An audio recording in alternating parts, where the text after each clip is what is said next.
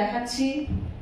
দেখি আমাদের 10-12 বছরের মানে পর বিয়ে হওয়ার পরে ম্যামকে দেখিয়ে আমাদের বাচ্চা এসছে, যমজ বাচ্চা, একটা ছেলে একটা মেয়ে। ছেলের নাম হচ্ছে অনিরুদ্ধ মণ্ডল। তুমি বলো, কিছু বলবে? বলবো? হ্যাঁ বলো। আমার নাম বিমল কৃষ্ণ মণ্ডল। আমাদের যমজ বাচ্চা হয়েছে, এক ছেলে এক মেয়ে। ছেলের নাম অনিরুদ্ধ মণ্ডল, মেয়ের নাম বনশ্রী মণ্ডল। আমাদের 12 বছর পর এই আমাদের সন্তান।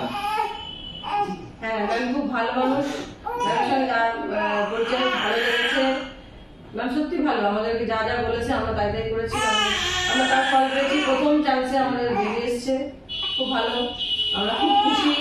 অনেক জায়গায় আমরা ডাক্তার দেখিয়েছি, কিছু হয়নি, ম্যামের কাছে এসে আমরা ফল পেয়েছি। আর কি বলবো, বলো তুমি কি বলো এবার? আমরা এটা খবর পেয়েছি, আমরা নেটেও দেখেছিলাম, দেখে এসে তারপরে আমরা এখানে এসে খোঁজ নিয়ে তারপরে আমরা মে মাসে 2023-এর মে মাসে আমরা ডাক্তার দেখাই।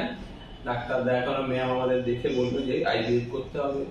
আমরা করলাম, করার পরে আমাদের এক চান্সে সাকসেস হয়েছি আমরা। তারপর আমাদের 7ই এপ্রিল 2024-এ যমজ সন্তান, এক ছেলে এক মেয়ে হয়েছে।